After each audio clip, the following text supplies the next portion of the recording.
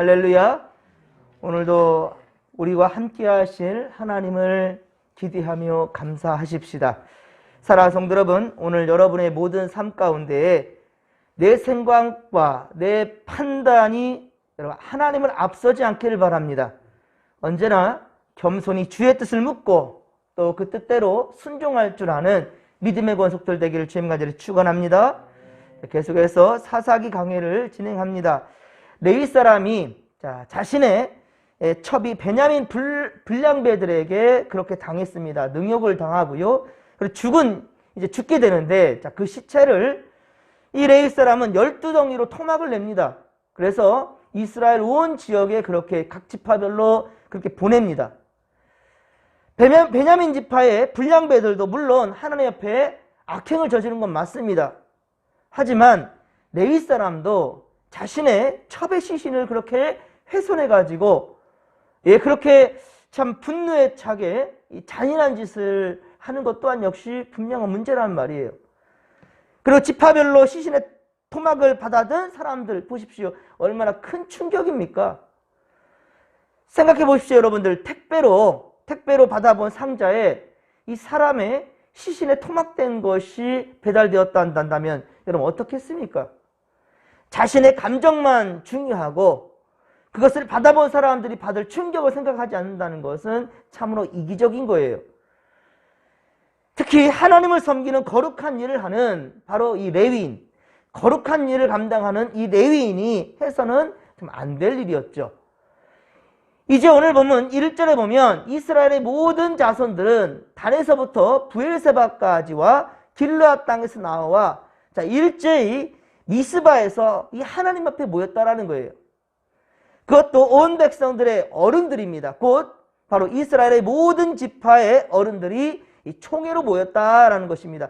여기 어른들이라는 것은 나이가 많은 것을 의미한 것만이 아니라 바로 장로를 뜻합니다. 우리 교회에서도 바로 어른을 한다면 장로입니다. 그러니까 성도들을 대표할 수 있는 그러니까 총회로 모인 것입니다. 총회로. 우리 국회처럼 그렇게 모인 거예요. 사무엘상 7장에 보면 이 미스바가 나옵니다. 이제 사사기 이후의 역사이긴 하지만요. 바로 사무엘은 우상으로 더럽혀진 이스라엘을 철저하게 회개하기 위해서 성회로 모이게 하였지요. 여러분, 민족적인 죄의 문제를 안고 여호와 앞에 공동체가 하나 된다라는 것은 참으로 바람직한 모습입니다. 이 미스바로 함께 전체 이스라엘 각 지파들로 살다가 총회로 다 모여든 것, 이거는 참 바람직한 모습입니다. 그러나 여러분 2절 하반절에 보십시오. 2절 하반절에 보면 이 총회로 모인 사람들 곁에 보면 칼을 빼는 보병이 얼마나 40만 명이나 함께 했다라는 거예요. 칼을 빼는 자들. 바로 이 전쟁을 위해서 이미 벌써 하나님의 말씀을 듣기 전에 총회로 모여서 하나님 말씀을 듣기 이전에 먼저 이들은 전쟁을 위해 뜻을 세웠다라는 거예요.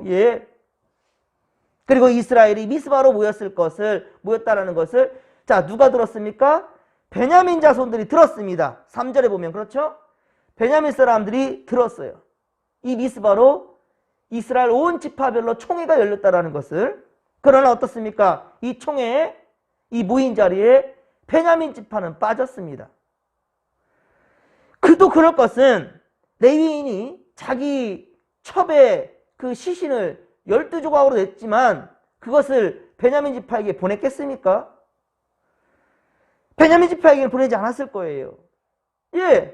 그리고 4에서 7절 말씀, 오늘 보면 4에서 7절 보면 이제 이스라엘 총회는 참 충격에 있다가 이제 입을 열면서 함께 얘기를 합니다. 그것도 레위인으로부터 이제 사건 정황을 말해보라는 거예요. 사건이 어떻게 이루어졌는지 한번 정황 설명을 해봐라. 그러나 보십시오. 이스라엘 총회라고 한다면 레위인뿐만 아니라 베냐민 사람들의 말도 들어봐야 되죠. 똑같이 들어봐야 되지 않겠습니까? 하지만 그리고 온 이스라엘은 레위인이 말한 말만 듣고 지금 분노하고 있어요. 레위인이 지금 전한 말만 듣고 지금 분노합니다. 여러분 재판에서도 가해자와 어떻습니까? 피해자가 각각 양쪽 진술을 모두 하게끔 하지요. 모두의 진술을 들어야 공정한 재판을 할 수 있을 것입니다. 우리가 살면서도 어느 한쪽 말만 듣고 편협한 생각과 판단을 하고 행동으로 옮기는 일이 얼마나 많은지요. 어젯밤에도 제가 한 통의 전화를 좀 받았습니다. 저 인성면에서는 참으로 다시 없는 사람이다 라고 평가하는 그런 사람인데, 그런데 내가 알지 못하는 부분도 분명히 있나 봅니다. 오히려 이 사람에 대해 내가 좋은 얘기를 했더니만 상대는 그런 거예요. 목사님 꼭 그런 것만은 아닙니다 라고 하면서 그 사람에 대한 다른 면의 나쁜 평을 하는 거예요. 늦은 시간이라서 더 긴 대화를 하지 못했지만은 제가 알고 있는 이 상황에서는 좀 저 또한 역시 납득을 하기가 좀 어려웠습니다. 이번 주일 여러분들 말씀을 전한 거 기억하시죠? 사람들은 어때요? 자신이 아는 것만이 진리라고 생각합니다. 자신이 듣고 싶은 것만 들으려 하고요. 자신이 아는 것만이 맞다라고만 그렇게 생각하는, 그것이 바로 여러 맹인이 바로 코끼리를 만지고 표현하는 맹인모상이다. 그렇죠? 이 맹인모상과 다를 바가 뭐가 있겠습니까? 지금도 보면은 물론 베냐민 지파의 불량배들이 레위인의 첩에게 행한 것은 결코 용서받지 못할 아주 악한 짓이었습니다. 맞습니다. 그러나 6절에 보면 레위인은 자신의 첩의 시신을 훼손하여서 12토막을 내어 이스라엘 각 지파별로 보냈다라고까지 직접 말까지 했습니다. 얼마나 잔인한 짓입니까? 그런데 어때요? 총회에서는 그 레위인의 행위에 대해서는 문제 삼고 있지 않습니다. 한쪽 말만 들으니까, 그리고 또 벌써 이미 판단을 하고 40만 명의 군병력을, 그쵸? 지금 가지고 총회를 하고 있다는 거예요. 예전에 어떤 총회에서는, 예장의 교단에서는 이 총회장이 말입니다. 총을 들고 들어가가지고, 참 기가 막힌 거죠. 아니, 하나님 앞에서 지금 뭐 하는 짓입니까?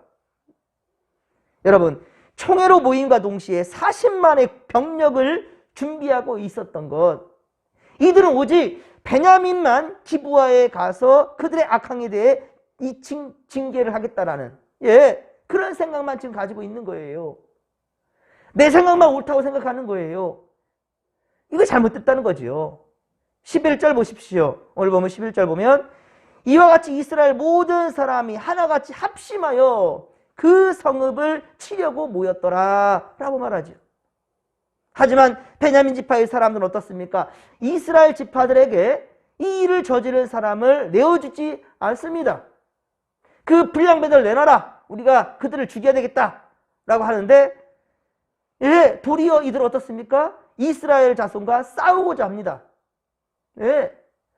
글쎄요, 총회에서 자신들만 쏙 빼놓고 그렇게 베냐민 지파만 빠진 상황에서 이렇게 재판이 이루어진 것이 괘씸했을 것입니다.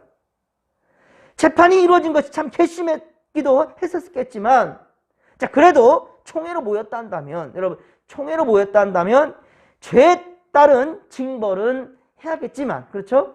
죄에 따른 것은 분명히 치리해야지요. 그대로 최대한 원만히, 그런데 그래도 최대한 원만히 해결될 수 있도록 그렇게 힘써야 되는 것, 평화를 위해야 되는 것이 바로 총회의 할 일 아니겠습니까? 그런데 이스라엘 총회는 동족의 죄에 대해서 애통해하며 회개하는 그런 과정이 없습니다. 즉 함께 애통해하면서 회개할 그러한 그런 과정이 지금 없어요. 그냥 격분된 감정만으로 처리하고 있는 것입니다. 지금 그 결과 레위인 편만 드는 이 총회에 대해 베냐민은 더욱더 마음이 강팍해졌을 것입니다. 이로써 온 이스라엘과 베냐민 지파 간의 이제 전쟁이 시작되는 거예요.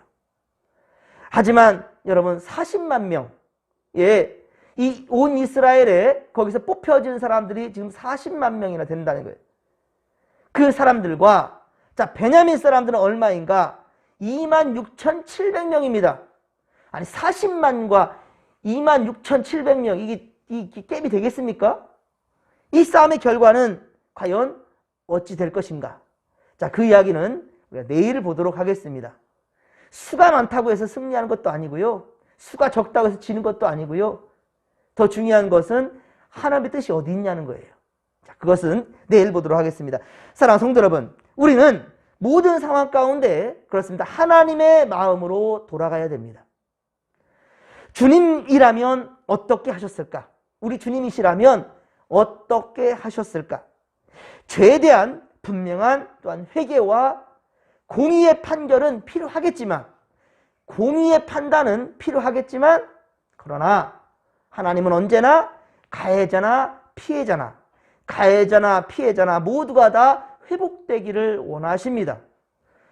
내 기준에서 정답이라고 말하기 전에, 내 기준에서 정답이라고 진리라고 말하기 전에 상대방의 마음에서도 생각해 볼 수 있는, 또 무엇보다 하나님의 뜻에 따라 순종하는 믿음의 권속들이 되기를 주의 간절히 축원합니다. 오늘도 이 새벽 성전에서, 그리고 이 아침 각 삶의 자리에서 바로 말씀과 기도로 이 하루를 시작하는 모든 성도 여러분, 바로 하나님의 뜻에 따라 살아갈 수 있게 되기를 주의 간절히 축원합니다. 아무리 분주하고 바쁘고 여러분의 감정이 아무리 정말 이 상황 상태에 있다 할지라도, 분명한 것은 하나님이라면 어떻게 하셨을까? 주님이 원하시는 것은 무엇인가? 이 중심으로 여러분 생각하고 판단한다면 그 가운데 분명히 성령께서 함께 하실 것입니다. 그리고 옳은 결과로, 옳은 삶으로 인도하실 줄로 믿으시기 바랍니다. 사랑하는 성도 여러분, 여호와를 경외하는 것이 지혜와 지식의 근본이라는 사실을 명심하시기 바랍니다. 할렐루야! 여러분, 이 새벽 예배가 끝남과 동시에 오늘 좀 일찍 출발하신다고 하시는데요. 우리 최승복 장로님께서 이제 항암 치료를 위해서 이제 서울 중대병원으로 떠나십니다. 주께서 동행하시기를 바랍니다. 함께 하실 것입니다. 그리고 특별히 치료 과정에 우리 장로님 절대로 지치지 않도록, 그리고 가족들에게도 절대로 다른 생각하지 않고 오직 하나님께서 회복하실 것만, 오직 그것만 생각하며 힘낼 수 있도록, 극복할 수 있도록 여러분들 위해서 전심으로 함께 기도해 주시기를 부탁드립니다. 자, 이 시간도 우리가 오직 주님만 바라보며 주의 구원하심을 바라며, 자, 주여 삼차 부르며 기도하며 나갑니다. 주여, 주여, 주여! 살아계신 하나님 아버지, 고맙고 감사를 드립니다. 진리가 어디 있습니까? 아버지, 오직 주님 안에서 생각하고 판단하며 오직 말씀과 기도로 나아갈 때만이 아버지 언제나 주의 뜻을 받들 수 있다는 사실을 우리가 잊지 않게 하여 주시옵길 원합니다. 감정적으로 행하지 않게 하시고 가해자나 피해자나 모두가 다 온전히 회복될 수 있도록 아버지여 주님의 뜻에 따라서 판결될 수 있도록 주의 은혜를 더하여 주시옵기를 원합니다. 그러한 세상이 이루어질 수 있도록 할렐루야. 아버지여 주님 도와 주시옵소서. 그런 모든 일 가운데 우리를 사용하시고 오늘도 우리가 오직 진리 편에 서게 하시며 하나님 편에 서게 하시며 아버지의 뜻을 분별할 줄 아는 우리가 될 수 있도록 주여 도와 주시옵소서. 오직 하나님 아버지 화목제물로 오신 예수 그리스도 평화의 주님으로 오신 우리 주님을 바라볼 수 있도록 도와주시옵소서. 또한 우리가 바로 주님의 참 제자답게 아버지 평화 아버지를 위한 우리 하나님 아버지 사명자들이 될 수 있도록 도와주시옵소서. 함께 하소서. 오늘 최승복 장로님과 함께 하시고 우리 아버지 결코 약한 마음 들지 않게 하시고 강한 믿음으로 오직 승리할 수 있도록 지금 도와주소서. 다시금 건강 회복시켜 주시옵시며 우리 아버지 담대한 믿음으로 할렐루야 모든 것 이겨낼 수 있도록 도와주시옵소서. 오늘 치료받는 과정에서도 하나님의 아버지 도우심과 인도하심이 있기를 원합니다. 주여 도와주옵소서.